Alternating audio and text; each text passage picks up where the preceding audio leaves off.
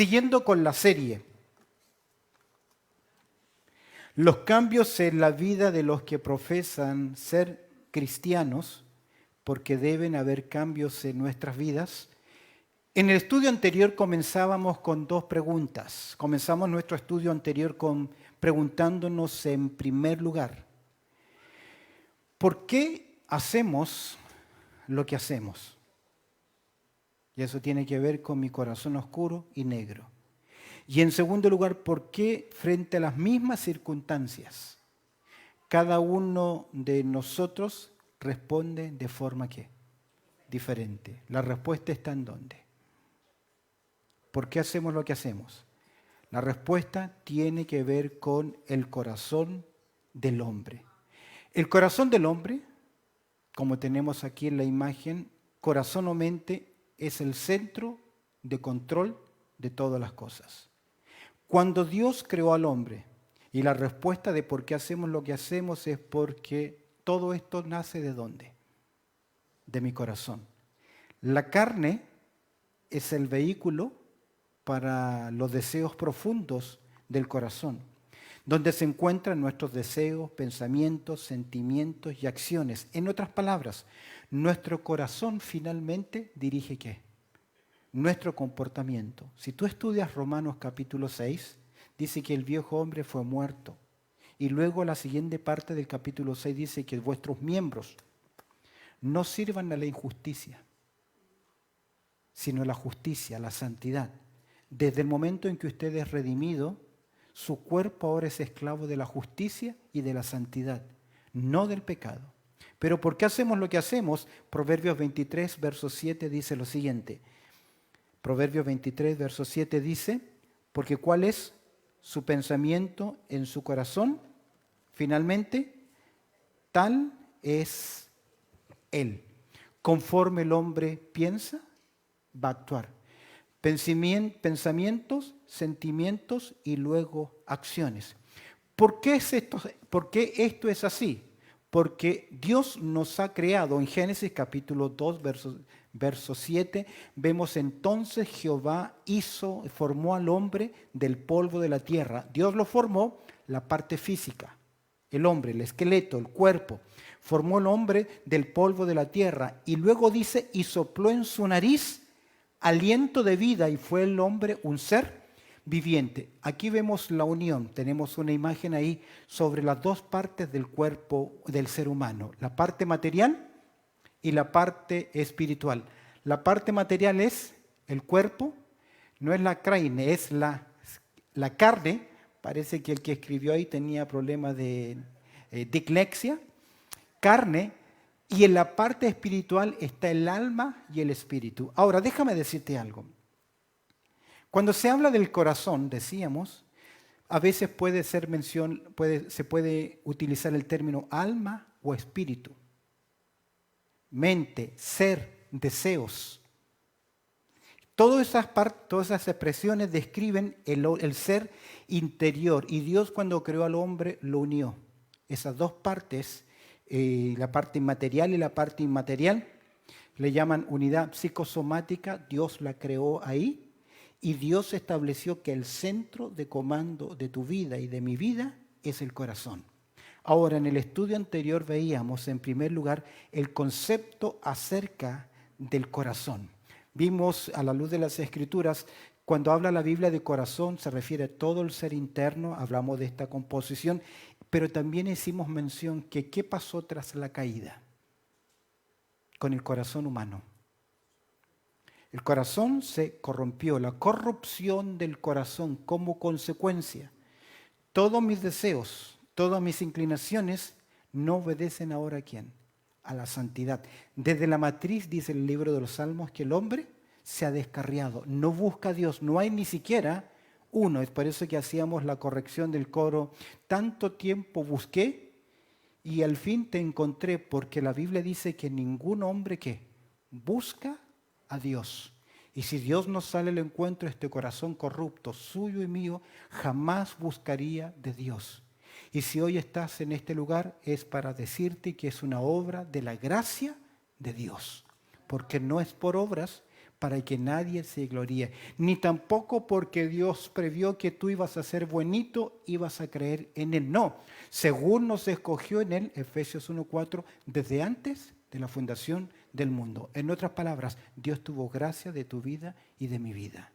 Y en esa gracia Él comienza a producir el cambio. Hoy vamos a considerar el culto del corazón. El culto de nuestro corazón. Y finalmente vamos a mirar acá en qué consiste el culto del corazón. El tema de hoy es sencillamente así. Nos convertimos finalmente en lo que adoramos. Nos convertimos en lo que adoramos. ¿Lo tiene? El final de la historia humana. Usted se convierte en lo que adora. Donde está tu tesoro, está también tu corazón. Si al final mi culto, mi adoración es mi yo, seguiré sujeto siempre ¿qué? A mi yo y me convertiré en lo que es objeto de mi corazón. Hace años atrás, tengo una imagen interesante, apareció un folleto, no sé si ustedes lo alcanzaron a ver, si le das un clic más, se llama El corazón del hombre, que es el espejo espiritual del corazón. Escrito por J.R. Eshwet, posiblemente, describiendo gráficamente cómo es el corazón humano. ¿Lo vio usted alguna vez ese folleto? ¿No? Vamos a ver si lo podemos conseguir. Un folleto interesante describe 10 características de cómo es el corazón del hombre y cómo debiese ser el corazón. Pero frente al culto del corazón, porque fuimos diseñados y nuestro corazón busca algo para adorar. Es por eso que en primer lugar encontramos en la Biblia el precepto divino. ¿Cuál es el precepto divino? Lo podemos tomar de Éxodo capítulo 20, versículo 3. Dios le dijo a la nación de Israel, ¿qué cosa? No tendrás dioses ajenos delante de mí. Déjame decirte algo, todo el Pentateuco, todo Génesis, Éxodo, Levítico, Números y Deuteronomio fue escrito para enseñarle a la nación de Israel quién es aquel Dios que le dice, no tendrás dioses ajenos delante de mí. Y se revela en forma especial a Moisés diciéndole, yo soy el que soy. Por lo tanto, ese yo soy el que soy le enseña a la nación de Israel que ellos no deben tener bajo ninguna circunstancia ningún otro Dios. Ahora, todas las naciones paganas tenían ¿qué? Dioses. Tú vas a la India y te vas a encontrar que ellos tienen miles de dioses. Hasta un niño que nace con defecto físico los convierten en ¿qué? En un Dios para adorar. Dios que le dijo a la nación de Israel y que le dice al hombre, no tendrás dioses ajenos delante de mí. Usted conoce el resto de la historia, no te harás imagen ni semejanza, no te postrarás, etc. El mandato es claro de parte de Dios. El ser humano fue creado para adorar. Porque Dios cuando nos creó parte espiritual y parte física, creó la necesidad en el ser humano de adorar. Aunque alguien diga, yo no creo en Dios, tiene su religión. Todo ser humano es un religioso. Ahora, el ser humano fue creado para adorar, para seguir, por así decirlo, el ser humano es un ser religioso. Necesita algo que seguir. Tras 40 años de este mandato, porque a los 40 días de que Dios le dijo, no te harás imagen y semejanza, ¿qué ocurrió con Israel? A los 40 días. Ya estaban adorando, Éxodo capítulo 32, ya estaban adorando una imagen. Es por eso que en Deuteronomio, a la segunda generación, los hijos que salieron de Gosén, de la esclavitud, estos son los hijos, están a las puertas de la tierra prometida. En Deuteronomio capítulo 6, verso 5, Dios le dice, bajo el mismo énfasis, amarás a Jehová tu Dios, ¿qué? De todo tu corazón, porque el amarlo involucra adorar a Dios, hacer su voluntad. Este mandato fue dado previo a la entrada de la tierra de Canaán. ¿Qué tenían que hacer los hebreos al entrar a la tierra de Canaán? Ser la espada de Jehová en juicio, en castigo. Dar muerte a los enemigos, no quedar ninguno vivo y ellos poseer la tierra que Dios le había prometido. Primero a Abraham.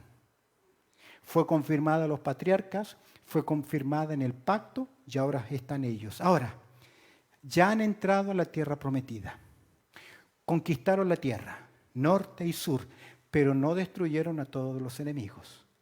Algunos de ellos los convirtieron en esclavos suyos. Observa ahora, tras la conquista, las palabras de Josué casi al despedirse de la nación de Israel.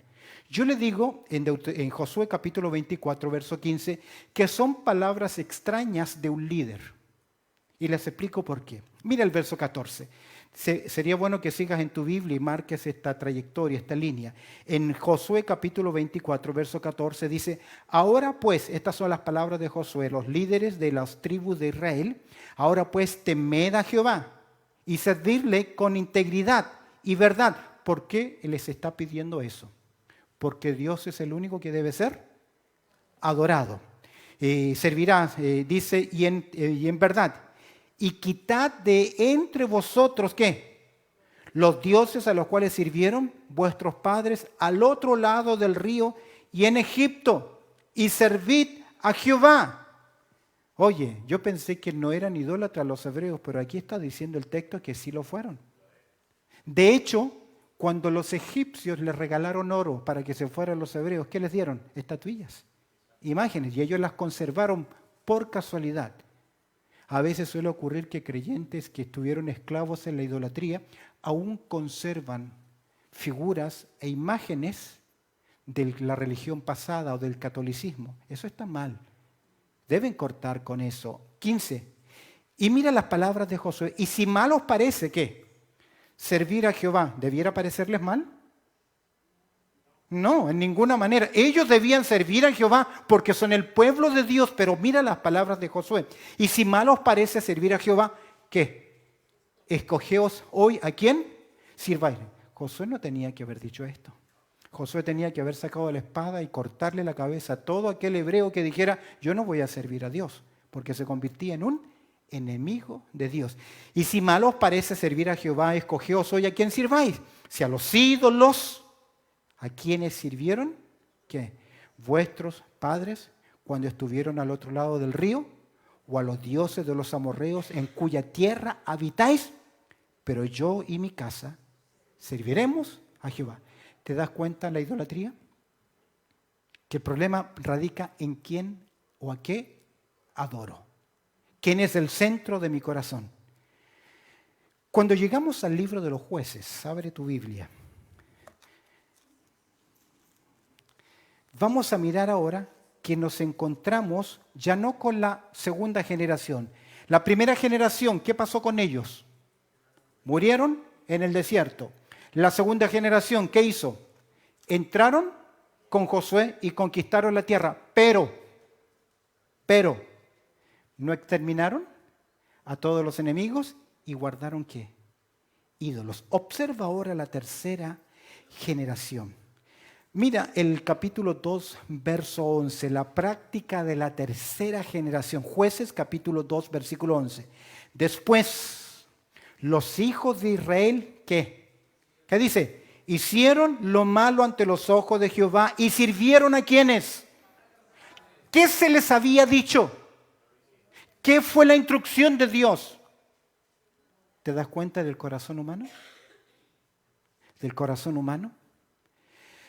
Ahora, el fracaso vino, si tú lo miras, 1:19, no expulsaron a sus enemigos, 1:25, 1:27, 1:28, 1:29, el 30, 33, 35 del capítulo 1, no expulsaron a los enemigos, no los quitaron.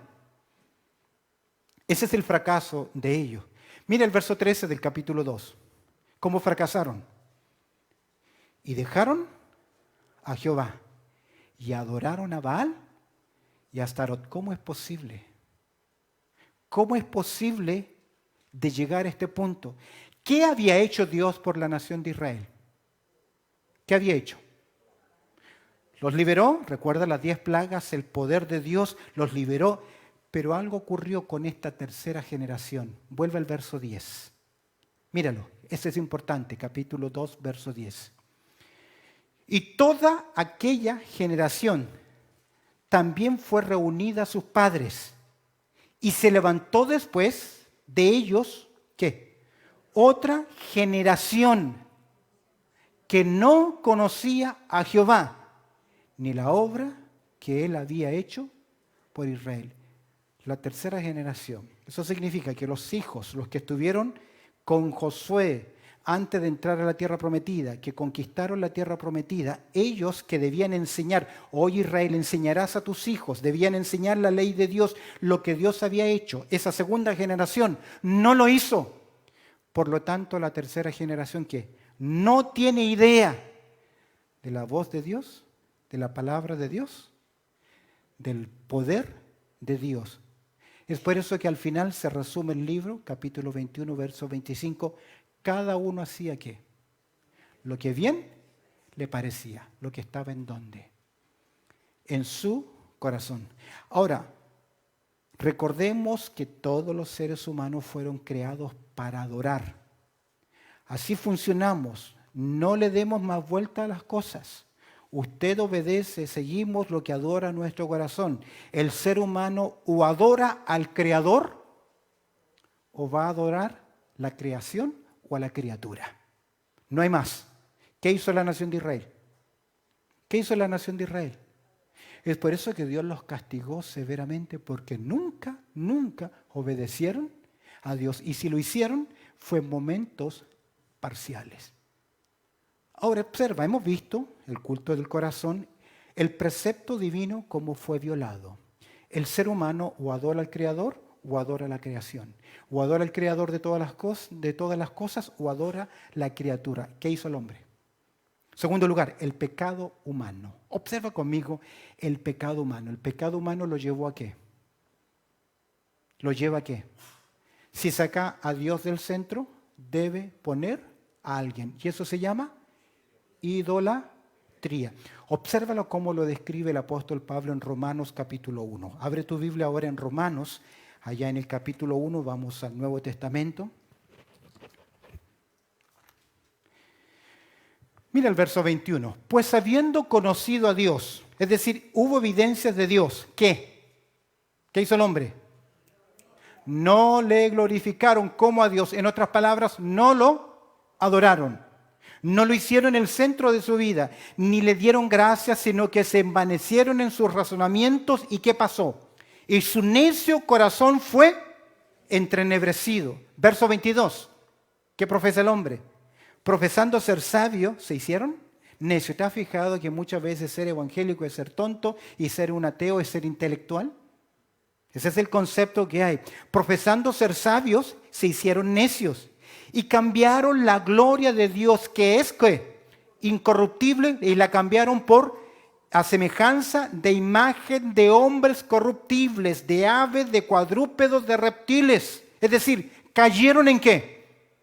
En la idolatría. Por lo cual, ¿qué es la consecuencia? Dios, ¿qué hizo? También los entregó a la inmundicia en las concupiscencias de sus corazones, de modo que deshonraron entre sí sus propios cuerpos, ya que cambiaron la verdad de Dios. ¿Por qué cosa? Por la mentira, honrando y dando culto a las criaturas antes que al Creador, el cual que es bendito por los siglos. Amén. Si el hombre no adora a Dios, fue diseñado para hacerlo, va a adorar cualquier otra cosa creada. Va a crear sus propios dioses. ¿Por qué? Porque el adorar, servir, es una necesidad básica en el ser humano. Cuando no adoramos a Dios, ¿por qué lo sustituimos? Por la creación. Sea una imagen, sea un reptil, sea mi propio yo. Ahora, recuerda que la idolatría es el acto de adorar o servir a algo o a alguien que no es Dios. ¿Estamos claros? ¿La idolatría qué es? Y la idolatría es el acto de adorar o servir a algo o a alguien que no es Dios. Ahora, ¿qué es adorar? Adorar es valorar. Adorar es servir. Adorar es reconocer. Ahora, todo lo que valoramos más que a Dios en tu vida y en mi vida se convierte en ¿qué? En un ídolo. Por lo tanto, no necesitamos imágenes para ser idólatras. Y puede que no las tengas, pero puede que tengas tu corazón lleno ¿de qué? De idolatría. Cualquier cosa que valoremos más que a Dios puede convertirse en un ídolo de nuestro corazón. Ahora, lo repito, cualquier cosa que valoramos o que valoremos más que a Dios puede convertirse en un ídolo en nuestro corazón. ¿Es cierto? Ahora, si esta afirmación es cierta, cualquier cosa puede convertirse en tu ídolo. Mi esposa, tu esposo, tus padres, tu trabajo, tus nietos, tus estudios, tu comida, tu profesión, tu fama, tu prestigio, tu temor del hombre, la búsqueda de aprobación de los demás, tu mascota, mi vida placentera. Todo eso se convierte ¿en quién? En un ídolo en nuestro corazón. ¿Cuál es el problema? Hemos hablado sobre el precepto divino, hemos hablado sobre el pecado humano. ¿Cuál es el problema? Tercer lugar, el producto de la idolatría. ¿Cuál es el producto de la idolatría? Salmo 115, verso 8. Abre tu Biblia ahí. Salmo 115. Tú sabes que el libro de los Salmos resume un periodo de historia de la nación de Israel de aproximadamente 1000 años, desde Moisés hasta el reino dividido. Ese es el periodo del libro de los Salmos. ¿Por qué le digo de Moisés? Porque Moisés escribió por lo menos el Salmo capítulo 90 y algunos creen que también el siguiente. 150 salmos, 100 de ellos sabemos quién fue escrito: David, Moisés, los hijos de Coré, Asaf y un par más fueron escritos. 50 de ellos no sabemos. Resumen la historia de Israel. Y desde el segundo tomo, porque los salmos se dividen en 5 partes. Desde el tercer tomo en adelante, que se deja la ley, se le recuerda a la nación de Israel el pacto y su fracaso. Y observa, tú lo miras en el Salmo 115, donde Dios dice: ¿qué son los ídolos de las naciones? Son plata y oro. ¿Tienen ojos? Y no ven. ¿Tienen boca? Y no hablan. Y Jehová se está contrastando con los ídolos paganos. Pero ¿qué hizo la nación de Israel? ¿Qué hizo la nación de Israel? Cambió la gloria de Dios. Me llama mucho la atención que dice el verso 8, semejantes a ellos son ¿qué? Los que los hacen. En otras palabras, te conviertes ¿en qué? En lo que adoras. Mira conmigo el Salmo 135, versículo 18. No creo que está en pantalla. Dice el Salmo 135, versículo 18, semejantes a ellos son los que los hacen y todos los que en ellos confían. ¿Qué ocurre entonces? Cuando yo pongo a mí yo, mis deseos, mi control, lo que yo quiero, satisfacer mis necesidades, finalmente eso comienza aquí, a controlar mi vida. Ahora, 19:3 en Proverbio dice, la insensatez del hombre tuerce su camino.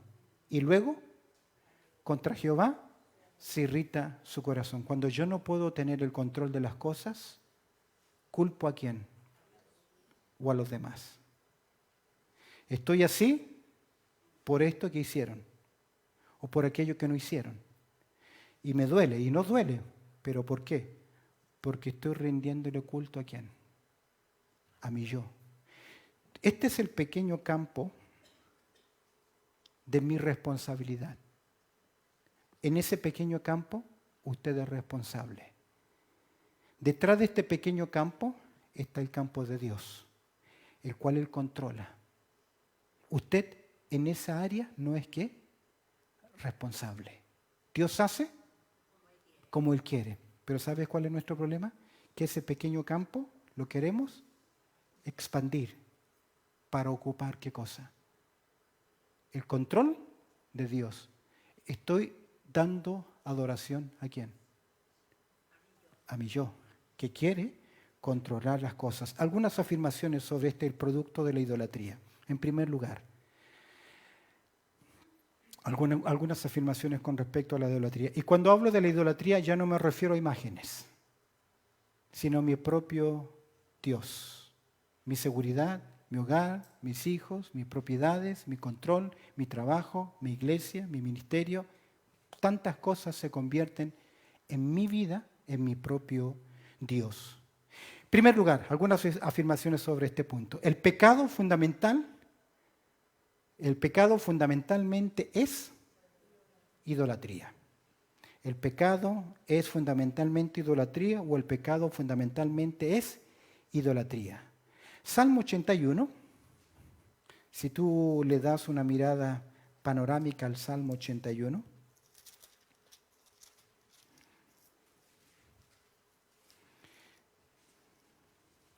este Salmo 81 describe la bondad de Dios para con la nación de Israel, los privilegios, pero finalmente cómo ellos se rebelaron, cómo ellos pecaron y la perversidad del corazón.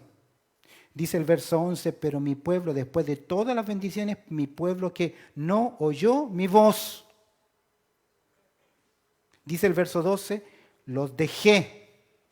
Por tanto, ¿a qué cosa?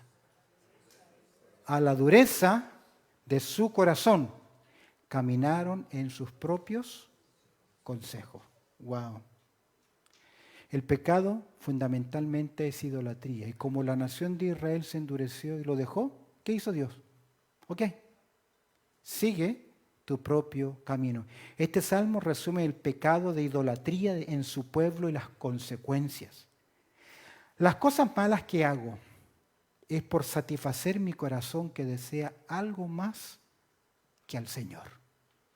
Dios, cuando Él me convierte, produce ese cambio, renueva ¿qué cosa? Mi corazón, me da un corazón nuevo. Ahora ese corazón nuevo tiene que ser formateado. Cuando uno compra una computadora, es todo nuevo el sistema operativo, pero usted necesita ahora comenzar a cargar ¿qué? Programas. Un procesador de texto, si quiere escribir, enviar o hacer publicidad, otro programa, etcétera. Tiene que cargar programas. Ahora, cuando Dios, el Espíritu Santo, me cambia, me da ese corazón, yo tengo que comenzar a adiestrarlo. No simplemente dejamos cosas o hábitos pecaminosos, que es la ley de la sustitución que hablábamos la semana pasada, sino también debemos renovar la mente, renovar el corazón. Para eso tenemos la palabra de Dios, para eso tenemos el Espíritu Santo y para eso tenemos el pueblo de Dios. Del animarlos, consolarnos, aconsejarnos. Pero el pecado fundamentalmente es idolatría. Las cosas malas que yo hago es por satisfacer mi corazón que desea algo más que al Señor. Satisfacción, algo más que al Señor. La ira, el enojo, el resentimiento, la amargura, la resignación, el rencor, depresión, ansiedades, duda, alcoholismo. Las acciones del pecado es el camino a la satisfacción del deseo pecaminoso de mi corazón. El pecado nos lleva a la idolatría de nuestro corazón, que es quitar el lugar de Dios en nuestro corazón. Por lo general reaccionamos mal porque las cosas no son hechas como yo quiero que se hagan. Perdí privilegios, me quitaron el lugar, no hicieron lo que yo quise, no me reconocen, mi corazón, mi yo. Escúcheme bien, esta es la gran guerra espiritual. Mi yo con entronar al Señor en mi vida. ¿Recuerda las palabras de Gálatas 5:17? Porque los deseos de la carne, ¿qué? Son contra el espíritu y el espíritu contra la carne. ¿Qué dice el texto? Y estos se oponen entre sí para que no hagáis lo que quisierais. Tal vez tu deseo es buscar hacer la voluntad de Dios, servirle, pero hay que.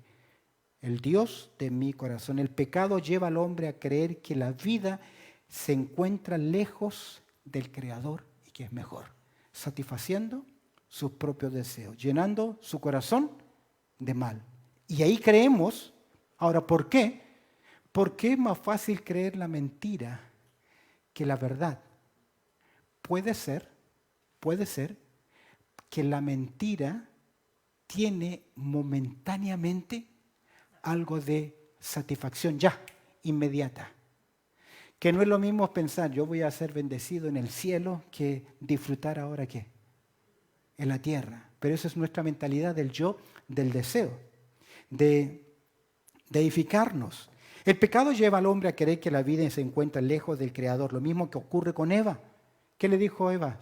¿Van a ser abiertos tus ojos? Sabrán el bien y el mal. Hoy en día es exactamente lo mismo con nuestro corazón. Por lo que de manera sutil y obvia olvidamos al Creador y deificamos la creación. Es decir, culto a mi propio yo. Me llamó la atención, tengo una imagen ahí de Juan Calvino. Juan Calvino, el gran reformador y pensador cristiano, él decía lo siguiente: nuestros corazones son fabricantes de ídolos.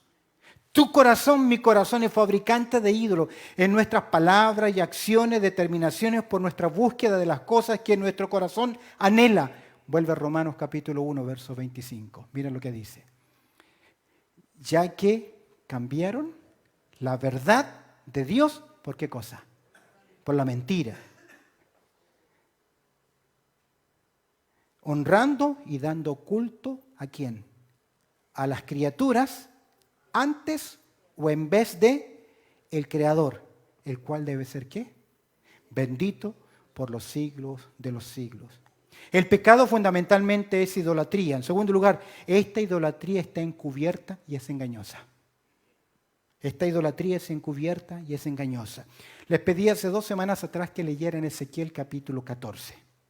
En Ezequiel, abre tu Biblia ahí, Ezequiel capítulo 14, vas a encontrar, en la mayoría de los títulos dice juicio contra la idolatría que consultan al profeta.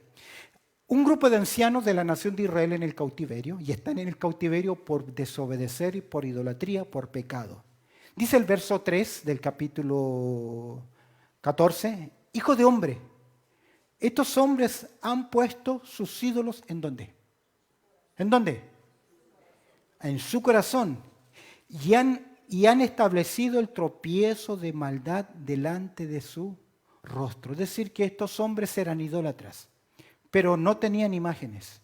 Y es posible que nosotros, que nos convertimos, dejamos esas famosas estampitas con santitos, con recuerdos, con cosas del pagano que algunos la conservan como un recuerdo emocional. Es pagano, no honra al Señor. En algún momento usted tiene que consagrar eso y quitarlo de su vida. Sean crucifijos, cruces, imágenes que no corresponden al nuevo hombre de Dios. Eso fue de su esclavitud en el pasado. Y encontramos acá, usted dice, yo no tengo estos ídolos, yo no tengo estas imágenes. Pero es que acá el ídolo, ¿dónde está? Oculto en el corazón. En este contexto los ancianos vienen aquí para consultar a Dios, pero con los ídolos en su corazón. ¿Cuál es la respuesta de Dios? Con una pregunta. ¿Acaso he de ser yo en modo alguno consultado qué? Por ello es como diciendo, ¿cómo me vienen a consultar si me han sacado de dónde? De su corazón. Pregunta, ¿te puede estar pasando esto a ti hoy?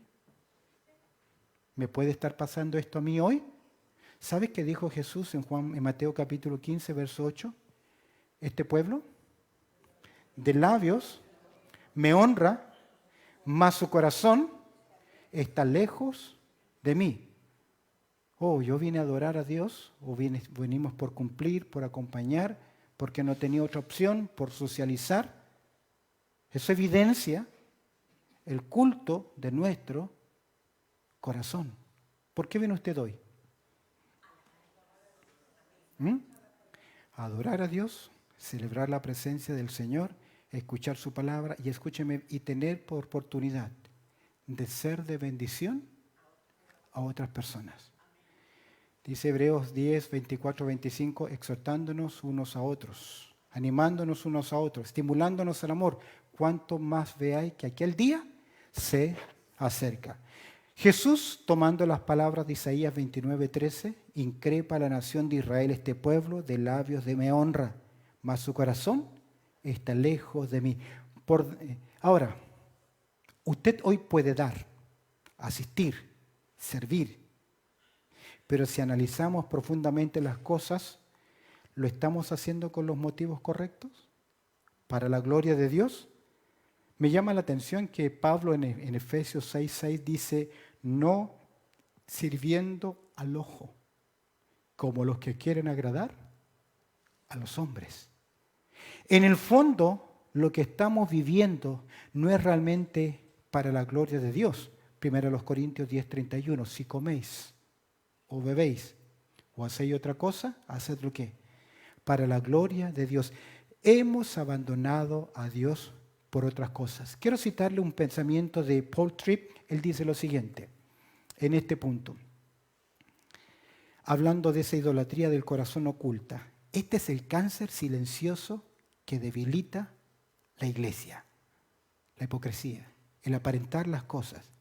Le roba la vitalidad espiritual a las personas y da lugar a todo tipo de dificultades en las relaciones y situaciones, porque no venimos con la motivación correcta. Eso hace que estemos prestos a murmurar, a criticar, a juzgar, a no ser generosos, a no mostrar misericordia. Después de tantos años de estar expuesto a la palabra de Dios, ¿cuántos años ha estado expuesto usted a la palabra de Dios? 40 años. ¿Quién más de 40 años? Más de 40 años.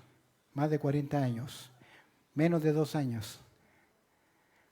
Menos de 2 años. El resto, por lo menos en promedio 15 años. Más o menos, 15 a 20 años. Después de tantos años de estar expuestos a la palabra de Dios, ¿no debería haber cambios en nuestras vidas? Pero, ¿por qué no es así? ¿Por qué? ¿Sabe cuál es la respuesta? Falta de compromiso, falta de espiritualidad, falta de amor. Puede ser. Pero a la luz de las Escrituras es porque eres un idólatra. Soy un idólatra. Estoy siguiendo mi propio yo, mi propia carne. ¿Por qué no somos el pueblo cariñoso, amante, cuidadoso, sabio, maduro, espiritual, servicial, generoso? ¿Por qué no lo somos?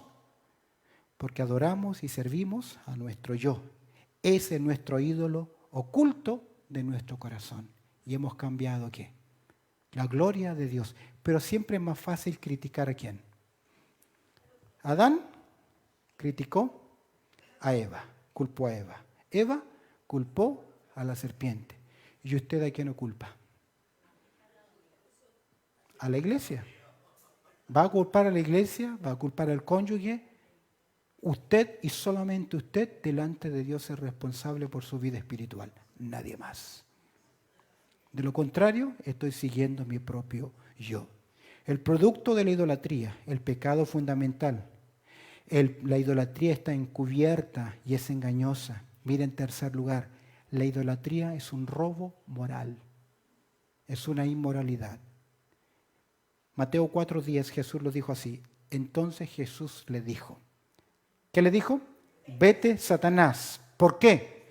Porque escrito está, al Señor tu Dios adorarás y a Él solo, ¿qué? Servirás, que dijo Pablo.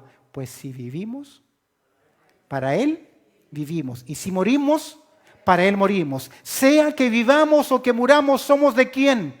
Somos del Señor. Pero la idolatría de nuestro corazón le roba la adoración que le pertenece justamente a Dios y se la entrega a mi yo, a otros, o a mi trabajo, mis logros, mi casa, mi fama, mis títulos, mi prestigio. Le robamos la gloria al ser trino eterno para comprarla por la creación. Todo pecador es, de alguna manera, un ladrón de adoración. Por lo tanto, es un acto de ¿qué? Moral. Mira lo que dice Santiago. Agrega algo más sobre esto. Santiago nos dice que la idolatría es adulterio espiritual. Mira Santiago capítulo 4. O almas adúlteras. No está hablando inconversos. Está hablando a quiénes. A creyentes, posiblemente a mí. ¿No sabéis que la amistad del mundo es enemistad contra Dios? ¿Lo sabes o no? ¿Lo sabes? ¿Y entonces? Cualquiera, pues, que quiere ser amigo del mundo, se constituye enemigo de Dios. Tomar el amor que le pertenece solo a Dios y dárselo a algo o a alguien más que no sea Dios en un creyente, ¿qué es? Adulterio. Adulterio. Ponte a pensar, pensaba hoy en esto, que ¿cómo te sentirías si tu cónyuge hace lo que tú haces a Dios? No le das el lugar, no le das el tiempo, no le das lo que pertenece, no le das la atención. ¿Cómo nos sentimos si nuestro cónyuge no hace eso por nosotros? ¿Cómo nos sentimos? ¿Ah?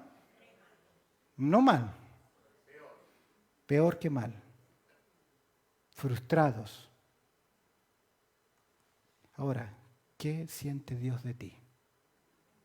De tu fidelidad. Cuando todo el tiempo le dedicas las cosas, ¿para quién? Para ti. ¿Cuánto tiempo crees que vas a vivir más? Y seguimos con el asadón. ¿Usted sabe para dónde trabaja el asadón? Solo para adentro. ¿Cuánto tiempo más vas a seguir así? Desperdiciando tu tiempo. Escúchame bien, una forma de vida determinada por la satisfacción de los deseos en vez del compromiso y fidelidad sincera a Dios es infidelidad. ¿Lo tienes? Una forma de vida determinada por satisfacción de los deseos en vez de por el compromiso y la fidelidad sincera a Dios es infidelidad. Si por mis largas o tus largas horas de trabajo y todos tus otros quehaceres dejas de estar en la presencia de Dios diariamente, ¿qué es eso? Adulterio espiritual. Si yo retengo más de lo que es debido y no tengo ese compromiso de fidelidad de dar, ¿qué es? Adulterio. En mi propio corazón, en mi propia vida. Finalmente, el problema en esencia es a quién estoy adorando. Al final nos convertimos en ¿qué? En lo que adoramos. Mateo 6:21 dice la palabra del Señor lo siguiente: porque donde esté vuestro tesoro, allí estará también tu corazón. ¿Dónde está tu tesoro? No me contestes, solo piénsalo, reflexiónalo. ¿Dónde está tu tesoro? ¿Para qué vives? ¿Para qué vives? Acabamos de cantar la razón por la cual yo vivo es para adorarte. ¿Es cierto o es una mentira? Se dice que los creyentes cantan más mentiras que digan tantas mentiras. Cada vez que cantamos nos volvemos mentirosos. La razón por la cual yo vivo es para adorarte. Y no me diga que se emocionó, porque usted se puede emocionar y saltar de su asiento muy emocionado. Pero en la vida real está Dios en su corazón, es el centro de su adoración, porque este es vuestro tesoro, porque donde está vuestro tesoro, allí estará también vuestro corazón. Lo que adoramos determina nuestras respuestas a todas nuestras experiencias. El pecado es mucho más que hacer lo incorrecto. Este comienza con amar, adorar y servir las cosas incorrectas. El pecado, en alguna manera, siempre implica el gran intercambio. El gran intercambio. La pregunta que nos debemos hacer es: ¿cuál es mi ídolo? Todo aquello que valoro más que a Dios es un ídolo.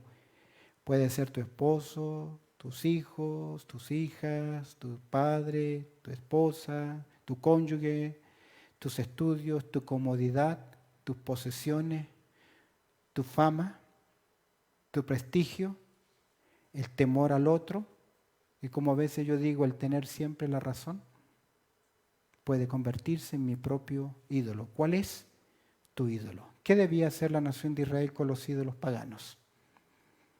¿Qué debía hacerlo? ¿Qué debía hacer Gedeón cuando Dios lo llamó? Cortar de raíz, cortar todo tipo de... Escúchame bien. No confundir el pecado con el ídolo. El pecado solo es el medio para satisfacer el ídolo de nuestro corazón. Tal vez no robas porque quieres robar, sino porque tienes temor a la pobreza, tienes temor a la necesidad. Y ese temor a la necesidad te lleva a ¿qué? Entonces, ¿cuál es el ídolo del corazón? La inseguridad. ¿Por qué quiero tener todo bajo control? Que todos hagan exactamente lo que yo quiero que hagan. ¿Cuál es el ídolo del corazón? ¿Mi soberbia? ¿Que yo estoy siempre en lo correcto? ¿Que yo sé hacer las cosas? ¿Por qué trabajas y no paras? Y no tienes tiempo para Dios. Y yo lo digo por mí, no tener tiempo para tu hogar. ¿Por qué? ¿Por fama? ¿Porque nadie más va a pagar las cuentas por mí? Sí, pero quede la confianza en el Señor. Quede darle el lugar al Señor. ¿Será que yo quiero tener el control y ocupar el lugar de Dios en mi vida? ¿Cuál es? ¿El ídolo de tú o de mi corazón? ¿Ya lo sabes? ¿Ya lo sabes? ¿Sabes qué dice 1 de Juan 5:21? Siempre me confundió este versículo, porque Juan le escribe a creyente. Dice en el verso 12, estas palabras os he escrito a vosotros que creéis en el Hijo de Dios, para que sepáis que tenéis vida eterna. Siempre lo usé, 1 de Juan 5:21, para seguridad de salvación. Pero cuando me topé por primera vez con ese versículo, yo reaccioné. Yo no tengo ídolos. Yo no tengo imágenes, yo no tengo estatuas, nunca he creído en ídolos. Pero Juan, ¿qué nos dice? Hijitos, ¿a quién le está hablando? A creyentes, a ti, a mí. Guardaos de los ídolos. ¿Qué ídolos? Los ídolos del corazón. ¿Cuál es tu ídolo? Para terminar, 2 cosas o 3. Primero, si Dios hoy ha hablado de tu vida, lo primero que tenemos que hacer, ¿qué es? Arrepentirnos de nuestros pecados. ¿Amén? ¿Amén? ¿Hay algo que tiene que arrepentirse? ¿No? ¿Hay algo que tiene que arrepentirse? ¿Hay algo? Amén. ¿Y qué es arrepentirse? Señor, perdóname. No, es un cambio de estilo de vida. Un rumbo completamente diferente. Tal vez ese cambio nunca lo has experimentado en tu vida porque nunca has reconocido la obra de Cristo a tu favor. No eres salvo, religioso, conmovido, convencido, pero nunca ¿qué? Convertido, porque muéstrame ahora cuál es la evidencia de tu conversión. ¿Cuál es la evidencia? Yo hice la oración. ¿En qué parte de la Biblia dice que tienes que hacer una oración y ya eres salvo? ¿Lo dice en alguna parte? No. No, pero es que yo cuando niño oré con el zapatero, porque yo oré con el zapatero cuando era niño. Te digo, ¿eres salvo realmente? ¿Hay cambios en tu vida? ¿Estás creciendo en santidad? ¿Somos mejores? ¿O reconocer la obra de Cristo a tu favor? Dale clic, último lugar. Uno más. ¿O necesitas aceptar a Cristo como tu Señor y como tu Salvador? A lo mejor no eres salvo. Oramos al Señor. Cabezas inclinadas y ojos cerrados. ¿Cuál es mi parte en este sermón? ¿Cuál es tu parte? ¿Qué nos llevamos? ¿Tenemos que arrepentirnos o reconocer a Cristo, su obra consumada y reconociéndolo en nuestras vidas como nuestro Salvador personal? Usted toma la decisión en ello. Bendito Padre Celestial, te damos gracias, Señor, por tu amor y también por tu cuidado y por esta consideración en el día de hoy. Ayúdanos a reflexionar en ella, pues oramos dándote gracias orando a través del precioso nombre de Cristo Jesús. Amén y amén.